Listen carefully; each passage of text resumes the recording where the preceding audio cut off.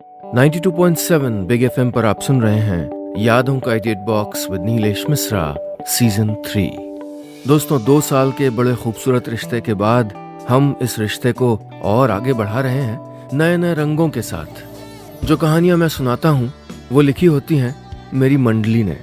जी हाँ, एक राइटर्स की मंडली है जिसको मैं ट्रेन करता हूं, जो बम्बई और भारत के कई और हिस्सों में रहते हैं।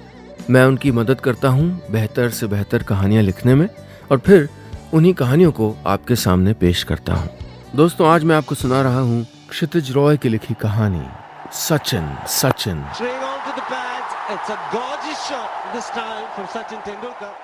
डियर सचिन, मेरा नाम समर है। मैं बिल्कुल तुम्हारी उम्र का एक गुमनाम हिंदुस्तानी पिता, बेटा और पति हूँ। एक शख्स जो भीड़ में गुम है, तुम्हारे लाखों चाहने वालों की तरह, जिसके होने का एहसास शायद तुमको ना हो कभी। खैर, आज 16 नवंबर है और अभी दिन में 2 बज रहे हैं। मैं अपने सामने टीवी को चलता हुआ देख रहा हूँ वो जुनून, वो उन्माद, वो नम आंखें जो उम्रों के दायरे को लांघ के भीड़ बनी लहरा रही हैं। वो वहाँ टेलीविज़न पर पिछले 1 महीने से आपकी तारीफ में कसीदे पढ़ते थक नहीं रहे, और यहाँ मैंने अपनी ज़िंदगी में पहली और आखिरी बार किसी मुल्क को ऐसा दीवाना बने देखा है। ये आपका आखिरी मैच है और इस मुल्क के लिए शायद आखिरी मौका सब कुछ भुला देने का, फासले मिटा देने का और ज़ोर ज़ोर से गला फाड़ के चिल्लाने का। वही वो जो सालों से चिल्लाते आए हैं, सचिन सचिन। वही जो मेरा 8 साल का बेटा शुभम आपको हर मैच में खेलते हुए देख के कहता था, सचिन सचिन सचिन सचिन। इस नाम में ऐसा क्या था जो मेरे 8 साल के नन्हे शुभम की ज़बान पे एक बार चढ़ा तो फिर उतरा ही नहीं। मैं आज तक सोचता रहा, समझा आज, और आज जो ये समझा तो लगा देर हो चुकी है, शायद बहुत देर। पर फिर लगा देर हुई तो क्या, एक कहानी तो सुना ही सकता हूं मैं तुमको। कहानी जो तुमसे है, जितनी मेरी है उतनी ही तुम्हारी भी है। सच कहूं तो मैं कभी आपका बहुत बड़ा फैन नहीं था। बचपन ने बल्ला थामने के मौके कम दिए और जवानी ने क्रिकेट से दिल लगी कर पाने का वक्त ही नहीं दिया। सच कहूं तो बचपन से आंखों पे चश्मा चढ़ाए मैं सिर्फ डरता आया हूं। कभी पापा जी के 95% लेकर आने के तुगलकी फरमान से, तो कभी आईआईटी के सेमेस्टर एग्जाम से, कभी खुद से तो कभी ज़माने से। तुम्हारी तरह सपने देखने की जुर्रत ही नहीं कर पाया मैं कभी। देखता भी कैसे, आंखों पर जिम्मेदारियों से लदा चश्मा जो चढ़ा था। पता नहीं क्यों तुम्हारे चौके छक्कों पर पागलों की तरह झूम ही नहीं पाया कभी, वैसे जैसे मेरे दोस्त झूमते थे। अब भी याद है शारजाह में खेली गई तुम्हारी वो पारी, सारा हॉस्टल जैसे नशे में झूम रहा था। तुम्हारा बल्ला आग उगल रहा था हमेशा की तरह, और मैं हमेशा की तरह अपने कमरे में बैठा उस शोर को सुन रहा था। फिर वो अशफाक मेरा रूममेट आता और कहता, अरे तू कौन सी नस्ल है यार, इंसान है कि नहीं? तूने सचिन का इनिंग्स नहीं देखा? अरे चल भाई देख कैसे धुना है उसने वार्न की गेंदों को। मैं मना करता, फिर वो मुझको हैरानी से देखता जैसे उसने किसी एलियन को देख लिया हो, और फिर भाग के चला जाता तुम्हारे छक्कों को देखने। मेरे हॉस्टल में सब तुमको भगवान कहते थे। वहाँ की चाय की चुस्कियों से लेकर यारियों में, झगड़ों में, हॉस्टल की मटमैली सी दीवार पर सटे पोस्टर से लेके रात तक चलने वाली बहसों में, सचिन तुम खूब थे। तुम मेरे चारों तरफ थे हमेशा, बस मेरे भीतर नहीं थे। और फिर शादी के 2 साल बाद शुभम आ गया, और देखते ही देखते मेरे घर में सन्नाटों पर, दीवारों पर और उस लड़के के दिलो दिमाग पर तुमने कब्जा कर लिया।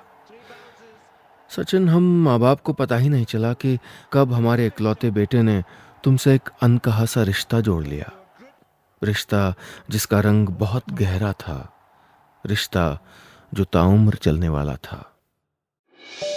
92.7 बिग एफएम पर आप सुन रहे हैं यादों का idiot box with Neelesh Mishra season 3। दोस्तों, आज मैं आपको सुना रहा हूं अपनी मंडली के सदस्य क्षितिज रॉय की लिखी कहानी सचिन। सचिन। आज की कहानी में अब तक आपने सुना कि एक पिता सचिन तेंदुलकर के नाम एक पत्र लिख रहा है। वो पिता जो कभी सचिन का दीवाना ना हो सका, जिसको सारी उम्र क्रिकेट नहीं समझ में आया, आज सचिन को जाते देख के उसकी आंखें नम हैं। आखिर ऐसा क्या है इस विदाई में, सुनते हैं आगे। शुभम 6 साल का था जब मैंने उसको वो छोटा सा बल्ला ला के दिया था। पापा, मेरे को ना वो सचिन जैसा बल्ला ही चाहिए जिससे सचिन खेलता है। जाने से पहले उसने मुझको 10 बार तुम्हारे जैसा ही बल्ला लाने की हिदायत दी थी। फिर तो जैसे बल्ला मिलते ही वो कॉलोनी के बच्चों के बीच हीरो हो गया। टिंकू, तुझे पता है डैडी ने मुझको सचिन वाला बल्ला ला के दिया है। कल से देखियो कैसे छक्के लगाता हूं मैं, बिल्कुल सचिन के माफिक, वो फोन पे अपने दोस्त से कहता। शाम के 4 बजते ही वो घर से बाहर निकल के क्रिकेट खेलने जाने की जुगत भिड़ाने लगता। पूरी सोसाइटी के बच्चों को बटोर के निकल पड़ता सचिन बन जाने को। तब सोसाइटी के बीचों बीच बना वो पार्क ही उनका वानखेड़े स्टेडियम होता और उनमें से हर कोई इंडियन टीम का कोई न कोई खिलाड़ी होता था।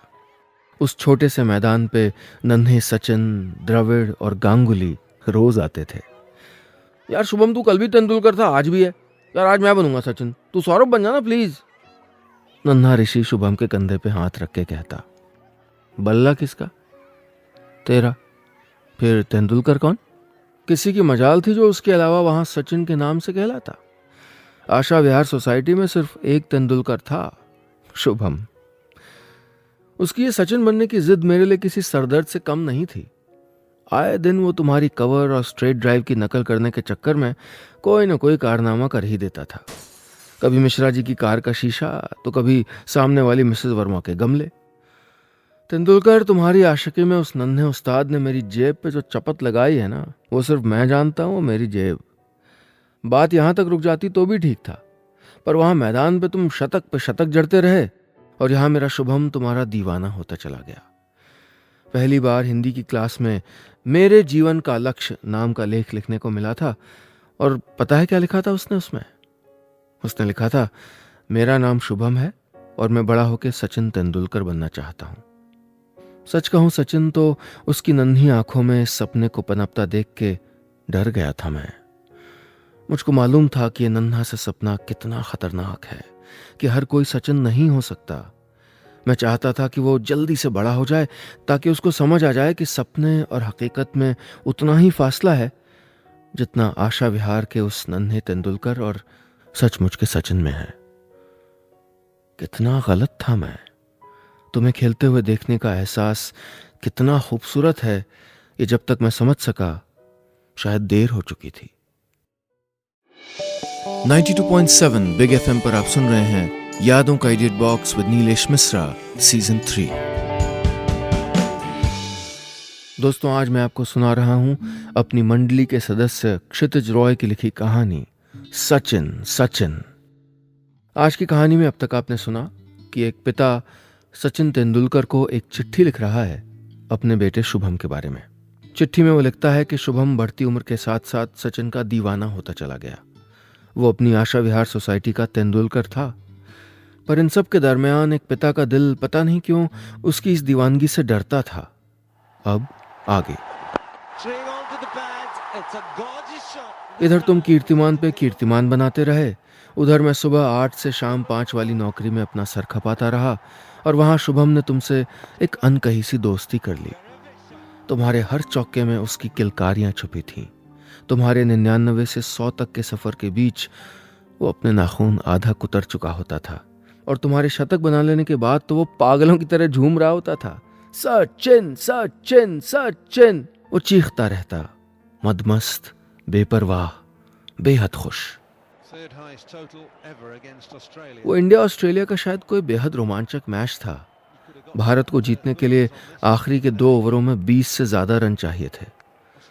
ऑस्ट्रेलिया के तेज गेंदबाज आग उगल रहे थे और तुम बड़ी सूझबूझ के साथ उनका सामना कर रहे थे। 175 रनों की क्या धमाकेदार पारी खेली थी तुमने। मुझको ऑफिस से घर आने में देर हो गई थी और मैं बहुत थका हुआ था। सामने सोफे के एक किनारे पे शुभम बैठा हुआ था, अजीब से अंदाज में एक टक तुमको देखता हुआ। उसके हाथ में पूजा घर से लाया हुआ हनुमान जी वाला फोटो फ्रेम था और उसके होंठ कुछ बुदबुदा रहे थे। Please dear Hanuman ji, please please, बस सचिन को आउट मत करना। आई प्रॉमिस, बस आप इंडिया को जिता दो, मैं कल पक्का आपको लड्डू चढ़ाऊंगा। शुभम बिल्कुल यही बुदबुदा रहा था। उसके पांव थरथरा रहे थे और हाथ जुड़े हुए थे। मुझे ये सब देख के बड़ा अजीब लगा। आखिर खेल ही तो है ये क्रिकेट, ऐसी दीवानगी से क्या होना था भला उसका। अरे ऐसे उदबिलाव की तरह उचक के क्यों बैठे हो? इंसानों की तरह नहीं बैठ सकते क्या? मैंने सोफे पे धंसते हुए कहा। अरे मत कहिए इनसे कुछ, पिछले 1 घंटे से कह कह के थक चुकी हूं मैं। लेकिन साहब का कहना है कि ये इनका लकी पोस्चर है। इनका मानना है कि इनके ऐसे बैठे रहने से इनके सचिन आउट नहीं होंगे। प्रिया ने कहा। कमाल है, अरे जैसे खेल ना हो, कोई जंग हो या क्रिकेट। मैंने कहा, लेकिन शुभम ने मेरी तरफ देखा तक नहीं। वो बस तुमको देखता रहा। और फिर अगली ही गेंद पे तुमने बल्ला घुमाया, गेंद ऊपर आसमान में चली गई, ऊपर ऊपर और ऊपर। और फिर अगले ही पल सचिन तेंदुलकर का विकेट गिर चुका था। तुम आउट हो गए और इंडिया मैच हार गया। मैंने शुभम को देखा। उसका चेहरा स्याह, आंखें लबालब और होंठ खुश्क हो चले थे। वो चुपचाप सोफे से उतर गया और हनुमान जी की तरफ देखते हुए बोला, I hate you Hanuman ji, एक रिक्वेस्ट की थी आपसे, आपने वो भी नहीं मानी। You are so bad. Shubham, बच्चों की तरह मत करो, इट्स जस्ट अ गेम यार। मैंने उसको झड़कते हुए कहा। उसने कुछ नहीं कहा, बस मेरी तरफ एक बार देखा। मैंने उसकी आंखों में देखा जो साफ साफ कह रही थी, no no, it's not just a game, it's something more. 92.7 big FM पर आप सुन रहे हैं यादों का idiot box with Neelesh Mishra, season 3। दोस्तों, आज मैं आपको सुना रहा हूं अपनी मंडली के सदस्य क्षितिज रॉय की लिखी कहानी सचिन सचिन। आज की कहानी में अब तक आपने सुना कि एक पिता सचिन तेंदुलकर को अपने बेटे के बारे में चिट्ठी लिख रहा है। चिट्ठी में अब तक ये बताया है कि शुभम के लिए क्रिकेट और सचिन एक ही मसला है, एक जुनून। शुभम बिल्कुल सचिन के जैसा बनना चाहता है और उसके पिता सब कुछ समझ के भी लाचार हैं। अब आगे। शुभम बढ़ता गया और उम्र के साथ सचिन नाम की यह खुमारी भी बढ़ती गई। उसको क्रिकेट से प्यार था, उसको अपने बल्ले से प्यार था, और क्लास दर क्लास उसके घटते मार्क्स अब ये चीख चीख के बयान करने लग गए थे कि उसने सचिन नाम के सपने को सचमुच में जीने की कसम खा ली थी। सब कहते थे कि वो बहुत अच्छी बल्लेबाजी करता है, लेकिन मुझको सबकी तारीफ से डर लगता था। मुझको उसके चौके छक्कों से ज्यादा उसके मार्क्स की परवाह थी, उसके भविष्य की परवाह थी। और सच कहूं तो सचिन, मुझको इन सब से ज्यादा तुम पे गुस्सा आता था। सचिन नाम की उस फैंटेसी पे आता था जिसको अनजाने में ही मेरा शुभम जीने लग गया था। वो अब अपनी स्कूल टीम का ओपनर बन चुका था। रोज रोज की मैच प्रैक्टिस से जब वो देर से घर आता तो बड़े शौक से मुझको बताता, पापा आज मैंने 50 लगाई, आज मैंने बिल्कुल सचिन के जैसा स्क्वायर कट खेला। और मैं ये सुन के बस मुस्कुरा देता, भीतर ही भीतर डर जाता। शुभम बेटा, ये सब तो ठीक है, लेकिन तुम्हारे क्रिकेट प्रेम के चक्कर में वो जो पढ़ाई पे असर पड़ रहा है उसका क्या? यही करते रहोगे क्या तुम? ये बल्ला और गेंद बस यही है क्या? हर पल सचिन सचिन करते फिरते हो। बेटा, ये नारेबाजी से दिल भर जाता है, पेट नहीं भरता। मैं गुस्से में उस पर बरसता, वो भी बस यूं ही मुझको फॉर्मेलिटी के लिए सुन लेता और फिर से वापस अपनी धुन में रम जाता। ये वो दौर था जब तुम अपने 100वें शतक से सिर्फ 1 शतक दूर थे और शुभम पागलों की तरह तुम्हारे इस कीर्तिमान के बनने का इंतजार कर रहा था। दिन ऐसे ही बीत रहे थे, हर दिन एक नया मैच और नए मैच में सचिन बन के उतरने की नई ख्वाहिश। शुभम के भीतर का क्रिकेटर अब खुल के बाहर आ रहा था, और ऐसे ही एक मैच में वो हुआ जिसने सब कुछ बदल के रख दिया। एक ऊंची उठती तेज गेंद सीधे शुभम के कंधे पे आ लगी। उस वक्त जब चोट लगी तो वो भी एक आम सी चोट थी, जिसका दर्द शुभम ने बिल्कुल अपने बहादुर तेंदुलकर की तरह हंस के झेल लिया। उसने तो हमको बताया भी नहीं था उस दिन उस चोट के बारे में। सब कुछ वैसा का वैसा ही चल रहा था। लेकिन 1 महीने के बाद शायद एक शाम मैंने उसको नहलाते हुए पाया कि उसकी चोट अब भी बरकरार है। दर्द अब भी है? मैंने उससे पूछा। कभी कभी, उसने कहा। और फिर शुभम बीमार हो चला था। एक शाम क्रिकेट खेलते हुए पार्क में वो गश खा के गिर पड़ा, और वो शाम उसकी क्रिकेट के मैदान की आखिरी शाम थी। ये चोट कोई आम चोट नहीं थी। आने वाले दिनों में हमने पाया कि उसका कंधा बेहद फूल चुका था और दर्द बढ़ता जा रहा था।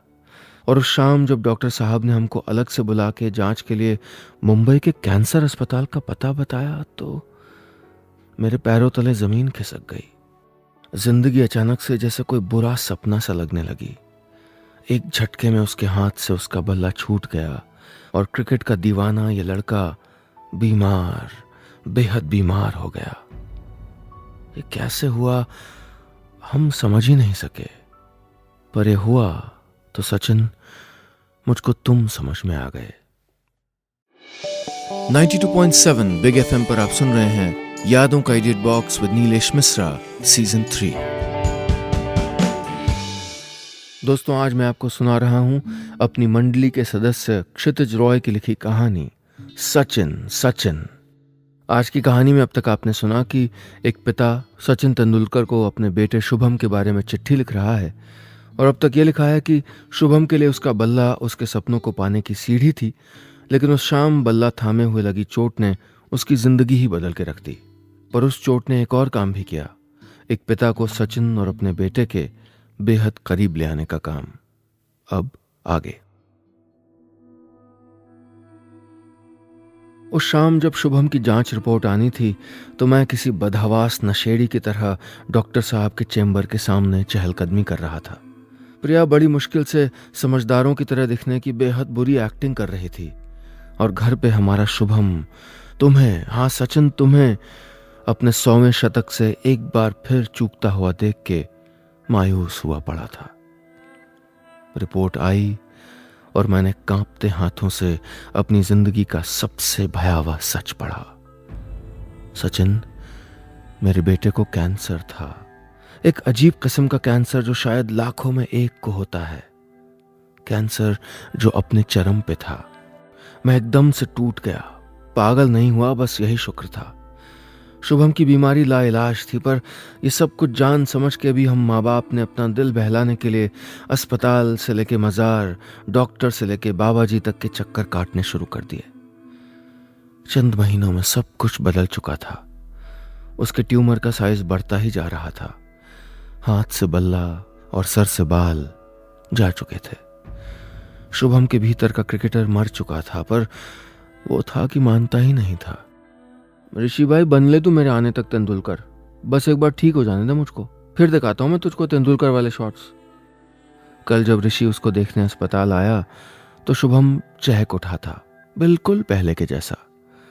उसको इंतजार था खुद के ठीक हो जाने का, फिर से बल्ला थामने का और सबसे ज्यादा अपने सचिन तेंदुलकर के 100वें शतक का। सचिन, तुम्हें भी पता नहीं क्या हो गया था। अटक ही गए थे तुम 99 पर। हर वो इनिंग जिसमें तुम बल्ला थामे आते, तुम्हारे हर मैच से अब मैं भी जुड़ गया था। अस्पताल के कमरे में पड़े पड़े हम बाप बेटे की बस एक ख्वाहिश थी कि सचिन तुम एक शतक और जड़ दो।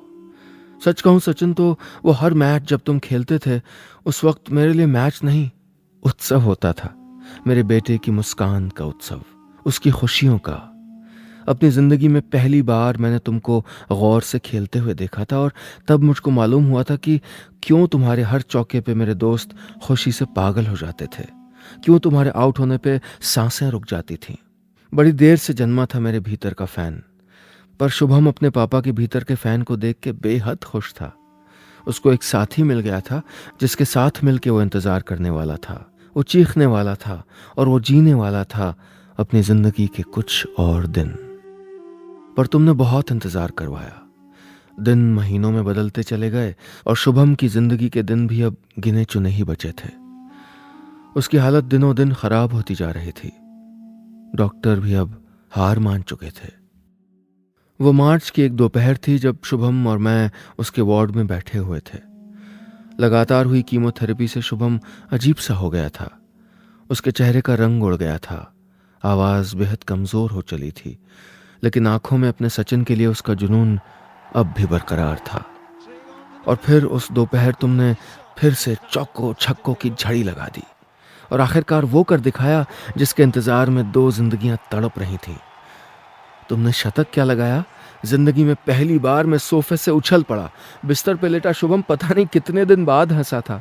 उसकी आंखें खुशी से भरी थी और मेरी आंखें पता नहीं कैसे नम थीं। और तभी जब तुम आसमान की ओर देखते हुए हवा में अपना बल्ला लहरा रहे थे ना, मैंने अपने शुभम को सीने से लगा लिया था आखिरी बार।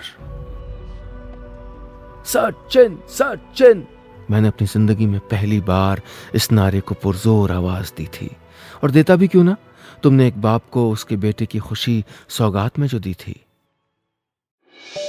92.7 बिग एफएम पर आप सुन रहे हैं यादों का idiot box with Neelesh Mishra season 3।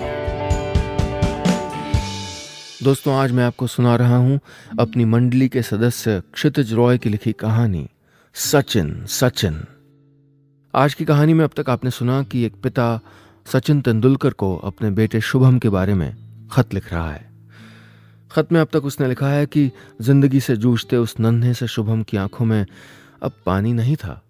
कुछ था तो वही पुरानी दीवानगी और बेसब्री कि कब उसका सचिन अपना 100वां शतक पूरा कर लेगा। कैंसर से जूझते नन्हे शुभम को सचिन के 100वें शतक ने कुछ पल के लिए ही सही मुस्कुराहट दे दी थी। अब आगे। शुभम चला गया तुम्हारे 100वें शतक के ठीक 5 दिन बाद। खाली से घर में हम 2 लोग रह गए थे और बस शुभम की यादें। उसकी यादें तुमसे कहाँ अलग थीं। वो चला गया, पर आने वाले दिनों में जब भी तुमको चौके छक्के जड़ता देखता, लगता कि घर में शुभम की आवाज गूंज रही है। वही पुरानी सचिन सचिन वाली आवाज। तुम्हारे हर एक मैच में, तुम्हारे हर एक शॉट में, उसके कमरे की दीवार पे लगे तुम्हारे पोस्टर में और वहीं पास में रखे नन्हे से बल्ले में, इन सब में मुझे मेरे शुभम और उसकी दीवानगी की महक आती थी।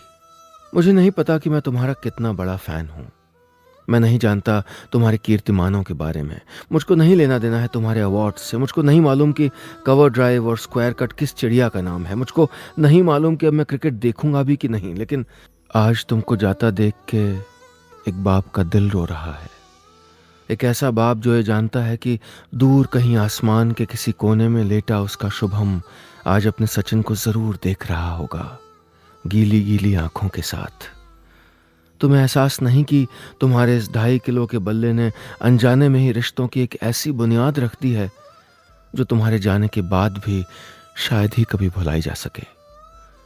दुनिया तुम्हें तुम्हारी बल्लेबाजी के लिए जानेगी, तुम्हारी महानता के लिए पूजेगी, पर मेरे लिए मेरा सचिन हमेशा शुभम की तस्वीर से बाहर झांकेगा।